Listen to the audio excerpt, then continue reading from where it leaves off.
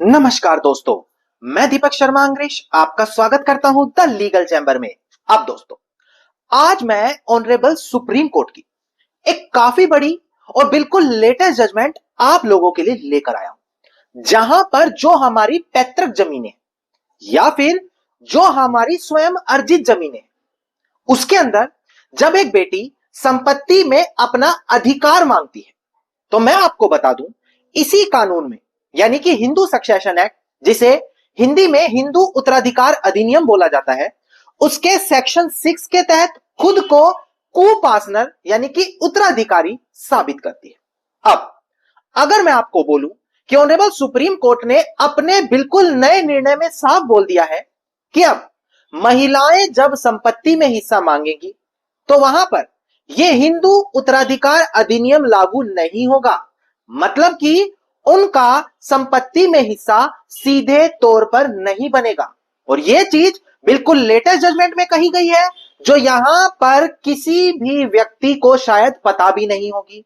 और आज की वीडियो में मैं इसी टॉपिक पर चर्चा करने वाला हूं। आपको पता होना चाहिए कि किस स्थिति पर यह जजमेंट लागू होगी, किन किन लोगों को बाउंड किया गया है, किस कानूनी प्रावधान की बात की गई है और कौन से यहां पर जजमेंट की मैं बात कर रहा हूं। और यह सारी चीज आज की वीडियो में मैं डिटेल में आपको समझाने वाला हूं। अब दोस्तों, अगर आप लोगों को हमारी ये वीडियोस अच्छी लगती हैं, अगर आप लोगों को हमारी तरफ से किए गए एफर्ट्स अच्छे लगते हैं, तो बिल्कुल छोटा सा अनुरोध है, वीडियो को तुरंत लाइक करें और कमेंट सेक्शन में जरूर लिखें कि देश और दुनिया के किस कोने से आप हमारी ये वीडियोस देख रहे हैं। तो चलिए दोस्तों, अब आज की इस वीडियो को हम ज्यादा लंबा ना करते हुए आज की इस वीडियो को स्टार्ट करते हैं।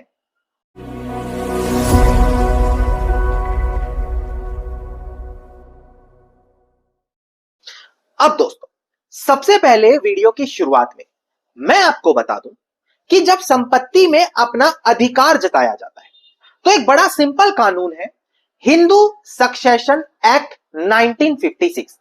वैसे तो साल 2005 में इसमें संशोधन यानी कि अमेंडमेंट हो चुकी है, पर इस कानून को तब भी हिंदू उत्तराधिकार अधिनियम के नाम से ही जाना जाता है।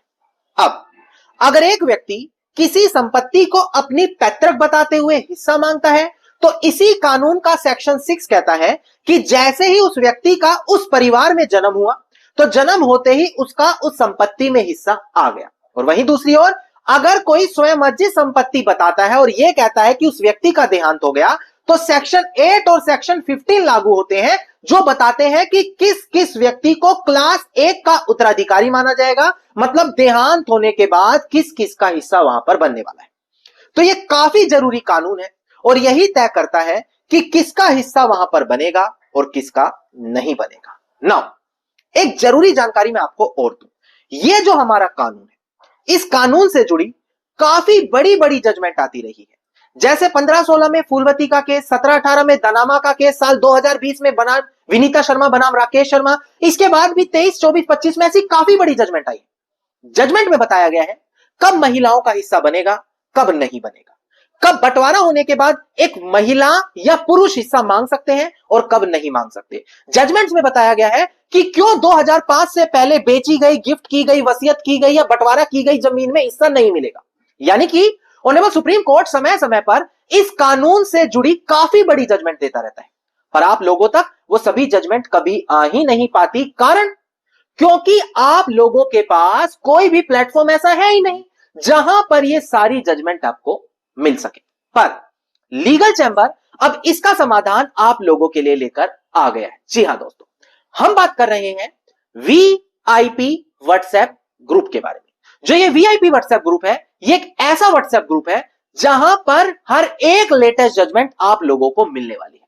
अब चाहे आप कोई एडवोकेट है, आप एक कॉमन इंसान है, एक लॉ स्टूडेंट है, अगर आप अपने पसंदीदा टॉपिक पर या फिर हर लेटेस्ट जजमेंट से खुद को अपडेट रखना चाहते हैं, तो वीआईपी व्हाट्सएप ग्रुप में ये सारी सुविधाएं आपको मिलने वाली है। और अगर आपका कोई कोर्ट केस चल रहा है और लेटेस्ट जजमेंट गलती से आपको मिल गई, तो कोर्ट केस जीतने से फिर आपको कोई नहीं रोक पाएगा। इसीलिए इस ग्रुप की इतनी डिमांड है, कुछ दिनों में ही 300 से ज्यादा लोग इसमें जुड़ गए हैं।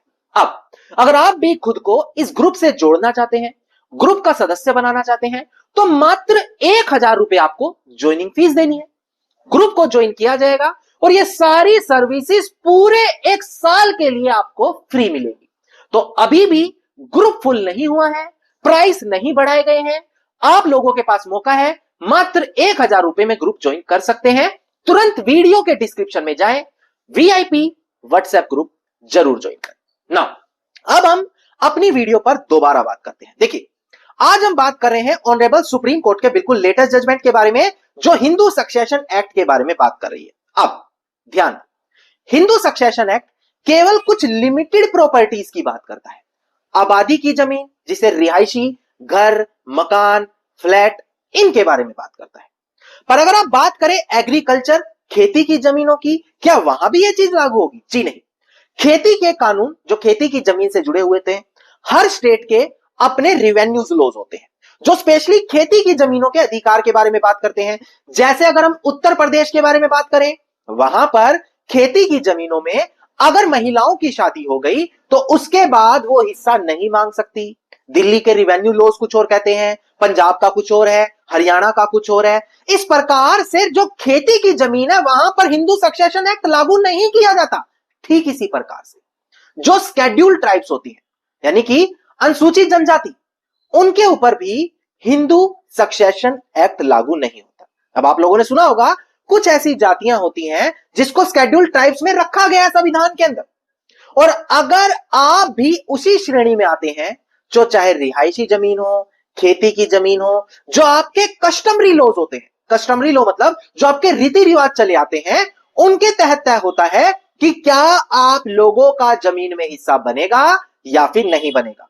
अगर आप लोग वहां पर हिंदू सक्सेशन एक्ट का सहारा लेना चाहेंगे तो ऑनरेबल सुप्रीम कोर्ट ने साफ बोला कि हिंदू सक्सेशन एक्ट का सेक्शन 2 अगर आप पढ़ेंगे तो वो साफ शब्दों में कह रहा है कि जो स्केड्यूल्ड ट्राइब्स होती हैं उनके ऊपर हिंदू सक्सेशन एक्ट लागू नहीं होता। अब एक बार डिस्प्ले पर देखकर ध्यान दें। सबसे पहले मैं जो लेटेस्ट जजमेंट है ऑनरेबल सुप्रीम कोर्ट की वो क्लियर करूं। देखिएगा दोस्तों, डिस्प्ले पर देखिएगा, केस लो है हमारा नावंग एंड अनदर, जो यहां पर अपीलियंट है, वर्सेस बहादुर एंड अदर, जो हमारे यहां पर रिस्पोंडेंट है।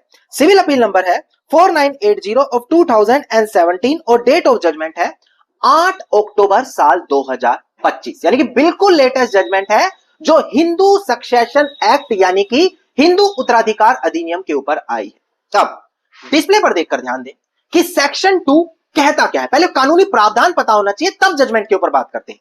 देखिएगा दोस्तों, डिस्प्ले पर अगर आप हिंदू सक्सेशन एक्ट का सेक्शन 2 क्लोज 2 देखते हैं तो साफ बोलता है कि इस कानून के अंदर, यानी कि हिंदू सक्सेशन एक्ट में जो भी चीजें दी गई हैं, nothing contain in this act shall apply to member of any scheduled tribe in the meaning of clause 25 of article 366 of constitution. यानी कि जो आर्टिकल 36 है संविधान का हमारे, उसमें जो शेड्यूल्ड ट्राइब्स रखी गई हैं, ये हिंदू सक्सेशन एक्ट उन ट्राइब्स के ऊपर लागू नहीं होगा। ये किसमें बोला गया है? हिंदू सक्सेशन एक्ट के सेक्शन 2 के क्लोज 2 में, यानी कि कानून खुद ये बात बोल रहा है। अब इसी जजमेंट में क्या कहा गया वो भी डिस्प्ले पर देखकर ध्यान दें। यहां पर ऑनरेबल सुप्रीम कोर्ट ने इस बात को दोहराया कि देखो, जो हिंदू सक्सेशन एक्ट है वो शेड्यूल्ड ट्राइब्स पर लागू नहीं होगा, और जो हमारे ऑनरेबल जस्टिस है Sanjay Karol and honourable justice Prashant Kumar Mishra की तरफ से यह निर्णय दिया गया। ये तो क्लियर हो गया कि अगर आप शेड्यूल्ड ट्राइब्स के मेंबर हैं तो हिंदू सक्सेशन एक्ट में जो महिलाएं हैं या किसी को कोई दूसरा बेनिफिट मिल रहा है उसका फायदा आप नहीं उठा सकते। अब इसी जजमेंट के अंदर कुछ और जजमेंट का रेफरेंस भी दिया गया, आपके लिए सपोर्टिव है अगर कोर्ट केस चल रहा हो कि एक से ज्यादा जजमेंट आपके पास रहे। उन जजमेंट्स को भी डिस्प्ले पर देखकर ध्यान दें। केस लो था Tirath Kumar and others versus Daduram and other, साल 2024 का केस लो है। यहां भी ये ऑनरेबल जो बेंच थी हमारी, उन्होंने इस बात को दोहराया था कि शेड्यूल्ड ट्राइब्स जो हैं हिंदू सक्सेशन एक्ट से एक्सप्रेसिवली एक्सक्लूड कर रखी है, मतलब हिंदू सक्सेशन एक्ट से वो फायदा नहीं उठा सकती। जो उनके कस्टमरी लॉज होते हैं उन्हीं के तहत वो अपना हिस्सा पा सकते हैं। अब दोस्तों, यहां पर आपको पता लग गया कि माननीय सर्वोच्च न्यायालय यानी कि ऑनरेबल सुप्रीम कोर्ट ने अपनी बिल्कुल लेटेस्ट जजमेंट में क्या कहा। इसके अलावा मैंने आपको 2 बड़े केस लो क्लियर करे, इसके अलावा आपको कानूनी प्रोविजन क्लियर किया। अब अगर आपको इन जजमेंट की कॉपी चाहिए, इससे रिलेटेड कोई और टॉपिक चाहिए, हिंदू सक्सेशन एक्ट से रिलेटेड कोई और जजमेंट चाहिए, तो वीडियो के डिस्क्रिप्शन में वीआईपी व्हाट्सएप ग्रुप का नंबर है, उसे जरूर ज्वाइन करें और वहां पर आपको जजमेंट की कॉपी मिल जाएगी। धन्यवाद दोस्तों, उम्मीद करता हूं वीडियो में मिली जानकारी आप लोगों के लिए बेहद ज्यादा लाभदायक साबित होगी। वीडियो में मिली जानकारी अगर आपको अच्छी लगी तो वीडियो को लाइक, शेयर और कमेंट जरूर कीजिएगा। वीडियो से जुड़ा अगर आपका कोई क्वेश्चन है तो मुझे कमेंट सेक्शन में लिख सकते हैं। इसके अलावा अगर आप लोग इसी प्रकार की महत्वपूर्ण जानकारी रोजाना पाना चाहते हैं तो चैनल को तुरंत सब्सक्राइब करते हुए नोटिफिकेशन बेल आइकन आप जरूर दबा दें।